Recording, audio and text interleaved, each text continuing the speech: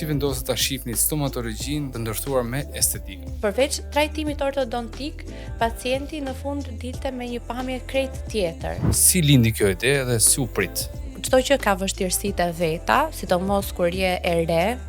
Mendon se po sjell një vlerë të shtuar në treg? Po, mendoj se po, sepse nuk është e lehtë të hapësh një day hospital. Sa e lidhur është bukuria me shëndetin dhe mund të jetë bukuria një pjesë e mirëqenies? Kur një njeri është i shëndetshëm, patjetër që ka dëshirë të duket bukur. Si e balanconi rolin e stomatologës dhe sipërmarrëses në të qenit në? Faktikisht është shumë e vështirë, të paktën tani që unë sapo jam bërë mama e 2 fëmijëve, pra djali ka 1 muaj që ka lindur dhe është diçka e re për mua. Si e shihni të ardhmen e dentistrisë dhe bukurisë në Shqipëri? Mendoj se do jenë gjithmonë edhe më shumë të lidhura me njëra tjetrën. Jemi ne në hap me gjithë botën? Po, mendoj se po. Mirë se vini në pika e kontaktit, aty ku dentistria dhe leadershipi takohen me histori që frymëzojnë. Sot kemi kënaqësinë të pres një profesionist që ka ndërtuar një markë të fortë në Shqipëri dhe prej vitesh është ndër të parat që sjell estetikën në qendër të stomatologjisë. Një sipërmarrëse, mjeke, trajnere dhe gjithashtu një nënë e përkushtuar. Mirë se erdhe, doktoresh Arisa Bidaj Sinanaj. Mirë se vëgjeta, kënaqësi të jem me ju sot. Doktoresh Arisa është CEO dhe themeluese e Estelite Dental and Medical Aesthetic Center, një nga brendet që sot përfshin edhe Estelite Day Hospital, e diplomuar në stomatologji në Tor Vergata në Rom, me master shkencor në ortodonci dhe më vonë edhe në mjekësi të përgjithshme. Ajo ka krijuar një profil unik që bashkon dentistrinë, estetikën dhe mjekësinë anti-aging. Për vitesh ajo trajnon, inspiron profesionistë të rinj përmes kurseve dhe workshopeve, ndërsa vazhdon të ndërtojë një markë të fortë në fushën e shëndetit dhe bukurisë.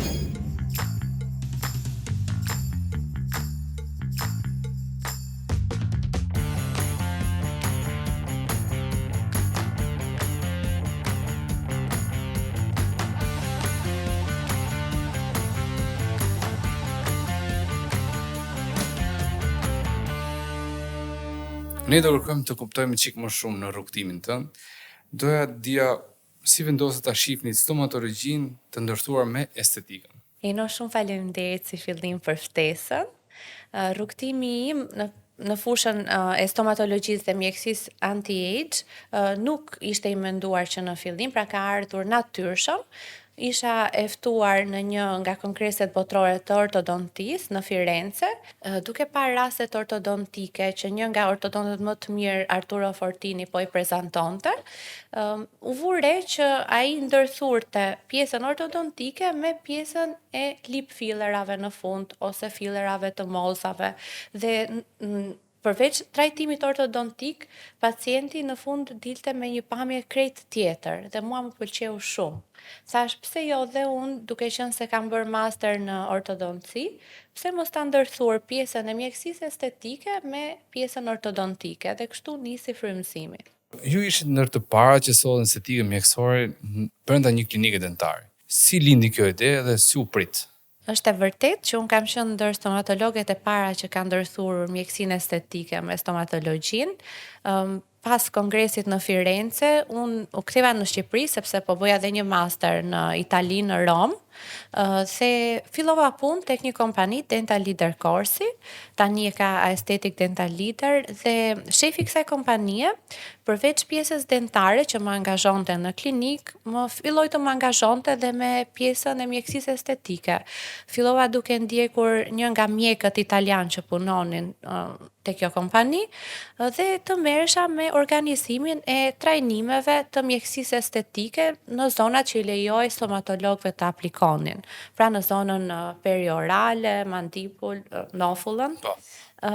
Filloi duke më pëlqyer. Fillova t'ja merrja dorën, të aplikoja vetë sepse jam njëri shumë i guximshëm dhe një herë ta shikoj, nuk kam frikë ta provoj. Dhe përveç kësaj pjese, fillova dhe të mësoja se si organizoheshin trajnimet. Dhe menjëherë sapo hapa klinikën time, që ndodhi 2-3 vite më vonë, fillova që muajin e dytë që u hap klinika të organizoja trajnime private për mjek, stomatolog. Kjo ishte. Si u prit nga kolegët, le të themi? Faktikisht, çdo gjë ka vështirësitë e veta, sidomos kur je e re, kur sapo hap një klinik, ka konkurrencë, por nuk mund të them që u prit keq, sepse kur fillova të organizoja trajnimet private të mjekësisë estetike për mjekët dhe stomatologët, ftova mjek të huaj dhe të gjithë mjekët shqiptar ishin të interesuar dhe pati goxha kërkesa. Kështu që nisi mbar. Çfarë përvojson Estelite Day Hospital dhe si ndryshon nga klinikat klasike?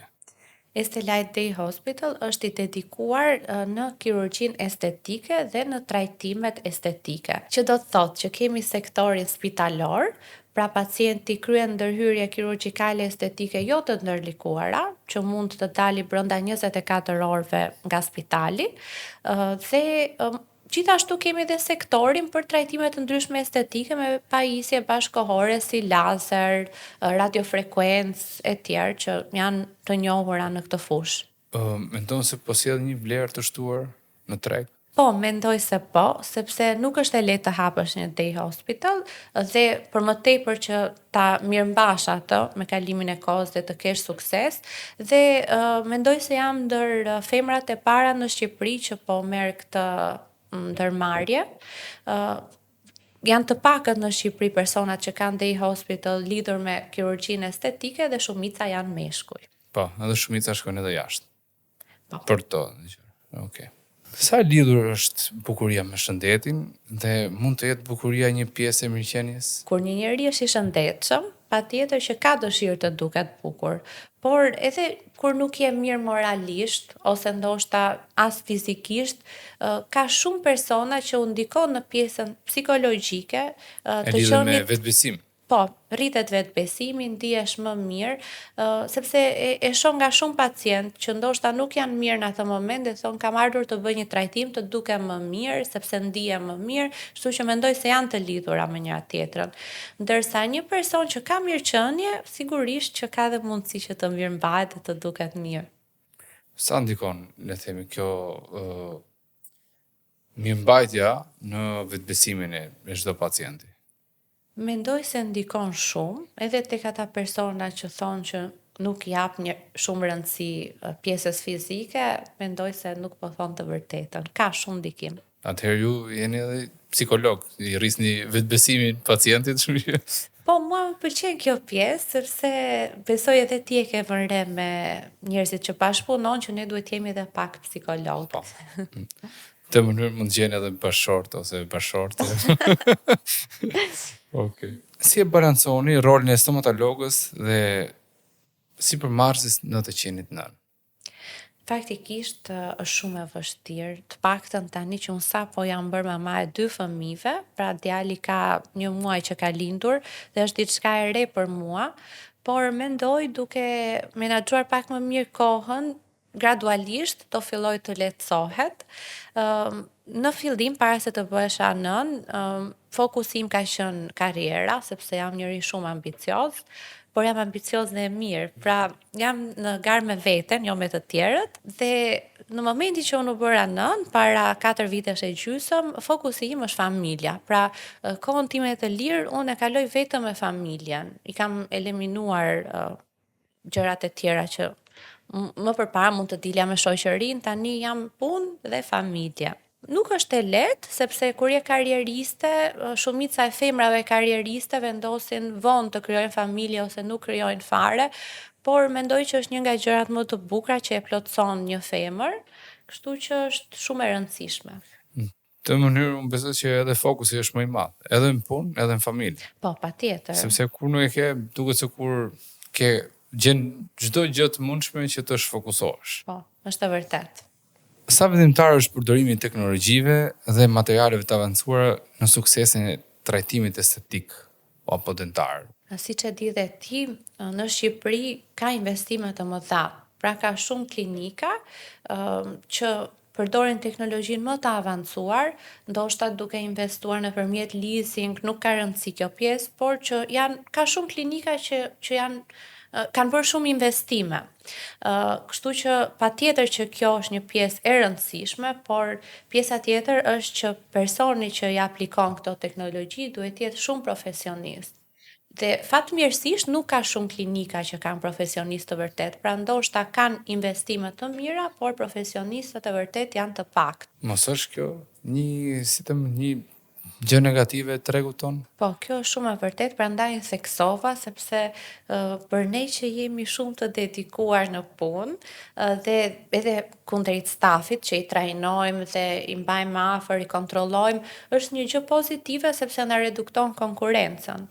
Kështu që ka anët e saj negative sepse siç thash profesionistët janë të pak, por për anën e konkurrencës për disa është pozitive. Sepse unë kam parë që jo vetëm je gjithë kohës në trajnim, po edhe stafin gjithmonë e manë të azhurnuar me gjithë le të themi të rejat e fundit që vinë. Jo nga teknologjia, po mënyra se si do ta përdorim atë teknologji. Patjetër shumë e rëndësishme kjo pjesë. Si është jemi të ardhme e dentistrisë dhe bukurisë në Shqipëri? Mendoj se do jenë gjithmonë edhe më shumë të lidhura me njëra tjetrën. Pasi tani ka dalë edhe një ligj i ri që stomatologët kanë më shumë lirshmëri në aplikimin e procedurave të mjekësisë estetike, kështu që mendoj se do vazhdoj të pritet. Jemi në hap me gjithë botën? Po, mendoj se po, ka shumë pacientë që vinë nga jashtë për të marrë shërbimet në Shqipëri dhe shoh që ngelin shumë të kënaqur. Pra, ndoshta në një shtet më të madh ka më pak persona që mund të aplikojnë siç duhet një shërbim, dhe e kam vënë që e thonë që në Itali nuk ma kanë bërë mirë për shembull, duke qenë se tek ne vinë shumë italian. Po, jemi më afër. Ngelin të kënaqur me shërbimin ton. Po mirë, mendon se ne këtë pjesën estetike, pjesën e kurave dentare, mund ta lujmë më mirë? Domethënë mund të marrim një pozicion më të mirë në tregun botëror? Apo prapë do jemi kështu pritës? Se unë më duket se kur jemi pritës, se sa ne po e gjymojmë atë gjithë tregun. Shikon, ne jemi shtet i vogël, plus që I vogël është edhe Zvicra. edhe Liechtensteini është shumë i vogël. Po sistemi shëndetësor këtu nuk është siç duhet. Pra duhet ta nisin njerë ata që na drejtojnë, pastaj ne të përpiqemi, sepse nëse ne nuk kemi një sistem të dur shëndetësor, është e vështirë që do vazhdojmë të ngelemi pritës. Cila është këshilla që do jepshit profesionistëve të ri që jo vetëm bëjnë stomatologji, po ndërthuarin edhe me pjesën e estetikës? Në rast të parë, doja që profesionistët e rinj të zgjedhin atë që duan vërtet të bëjnë, sepse kam vënë re që ka shumë të rinj që bëjnë stomatologjin vetëm për të bërë mjekësinë estetike, pra nuk din të mbushin një dhomë. Atëherë ti pse e ke zgjedhur stomatologjin? Sepse unë sot e kësaj dite, pavarësisht se kam mbaruar dhe mjekësinë e përgjithshme, që ka qenë shumë e vështirë, unë vazhdoj të bëj stomatologen, pra nuk e lë atë pjesë. Merrem me ortodonci. Tani kam stafin që bën pjesët e tjera, por nuk e lë. Ose shoh shumë infermiere që bëjnë infermierin dhe nuk din të bëjnë një serum, sepse duan të bëjnë fillera. Pra këshilla ime e parë është zgjidhni atë deg, sepse ju vërtet keni pasion për ta ndjekur. Këshilla e dytë është të jeni në garë me veten, pra mos dëmtoni të tjerët, mos u përpiqni t'i prishni punë të tjerëve, por gjithmonë të avanconi për veten tuaj, sepse në këtë mënyrë edhe nuk do të stresoheni dhe do ju duket jeta më e bukur. Dhe këshilla e tretë është mos e lini familjen pasdore. Shumë e vërtet. Lindë gjithë aty. Po. Tani do kalojmë te pjesa më argëtuese, te segmenti perfekte e jo perfekte. Do doja që të bëja disa pyetje dhe pastaj më thoja edhe një koment të shkurtër, nëse do kishe për to. Pacienti që thot dua të ndryshoj totalisht pamjen time, perfekte apo jo perfekte? Jo perfekte. Kohët e fundit më ka ardhur një paciente, e kam të freskët si mendim, që më thotë që dua të ndryshoj. Dhe i kam thënë je shumë e bukur siç je dhe realisht është e bukur. Mendoj se këto janë probleme pak psikologjike, pra nuk ka të bëjnë vetëm është diçka më e rëndësishme. Personi nuk kënaqet me veten e tij. Quhet body dysmorphia. Do të ndryshoj dhe asnjëherë nuk është i kënaqur. mendoj se veten duhet ta pranojmë siç jemi, sigurisht kur ka diçka që nuk na pëlqen mund ta përmirësojmë, pra jam shumë pro përmirësimit, por gjithmonë duhet të qëndrojmë në karakteristikat tona. Pra duhet të njihemi që është Eno, jo që është dikush tjetër. Mos ka Është qenë Eno i kërkim, përmirësuar. Po. Më kupton, sidomos tani që kanë filluar të gjithë të tentojnë te natyralja, fatmirësisht kanë filluar t'i shkrin Po. fillerat, t'i heqin eksagerimet, dhe unë jam pro kësaj. Dhëm perfekt apo lëkurë perfekte? Unë mendoj se të dyja. Nëse ke thënë perfekt, shfaq një pastërti, një higjen vetjake. Nëse ke lëkurë perfekte, gjithashtu. Mirë. Por duke qenë se shëndeti dentar ndikon shumë në shëndetin e përgjithshëm tonin, ti e di më mirë se sa shumë të tjerë, do zgjidhja dhëm perfekt, por të thash janë të lidhura me njëra tjetrën. Të punosh me një ekip multidisiplinar, mjek dhe dentist bashkë. Perfekte? Perfekte, se jo, jam pro që të ketë profesionistë të ndryshëm në një ambient, mund të ndihmojmë njëri tjetrin, mund të përfitojmë shumë nga njëri tjetri, kështu që jam perfekte. Pacienti që kthehet pas disa muajsh vetëm për të falendëruar. Shumë perfekte. Sa shpesh të ndodh? Më ndodh që më sjellin shumë ëmbëlsira, torta, lule, Që- mama në këto Që nuk du t'i sjell. Faktikisht unë i dua shumë ëmbëlsira dhe nuk i them asnjëherë jo, por është kënaqësi shumë e madhe kur pacienti të vlerëson me një gestë sado të vogël, kështu që ne këtë po synojmë që pacienti të rikthehet dhe të sjellë klinikën tonë. Rimodelimi i dhëmbëve dhe i buzëve njëkohësisht. Janë procedura të lidhura me njëra tjetrën, ka shumë pacientë që vendosin të kryen shërbime dentare dhe në fund e zgjedhin vetë të kryen dhe lip filler, por ka shumë raste që ne ja u sugjerojmë sepse mund të maskojmë ndonjë keq kafshim që të duket sa më në harmoni me fytyrën. Pacientë që sjellin foto të filtrave në Instagram dhe kërkojnë të duken ashtu. Jo perfekt. Është një fenomen që ndodh shumë shpesh se këto filtrat na kanë shkatruar jetën. Duan të ndryshojnë formën e fytyrës totalisht me gjëra jo invazive që të bëhen si filtri. Nëse doni ato ndryshime, duhet të futeni në kirurgji. Por prap kjo hyn tek pjesa që pacienti nuk është i kënaqur me veten. Pra, janë probleme më të mëdha psikologjike se sa thjesht një pakënaqësi e jashtme. Hollywood smile për gjithë, për të tërë. Perfekte apo jo perfekte? Jo perfekte, Hollywood Smile zakonisht realizohet me faseta, ka pacient që nuk e kanë të nevojshme aplikimin e fasetave, sepse thjesht me një pastrim dentar dhe një zbardhim profesional në rast se dhëmbët janë të rregullt, mund të dalin shumë bukur, kështu që nuk ja sugjerojmë të gjitha. Doktoresh, ishe kënaqësi që të kishim sot këtu me ne. Historia jote është një dëshmi si bukuria e shëndetit dhe leadershipi lidhen bashkë, duke krijuar një ndikim real te pacientët dhe komuniteti profesional. Shumë faleminderit.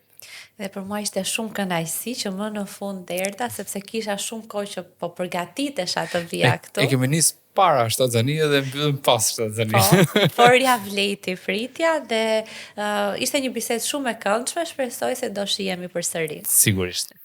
Faleminderit.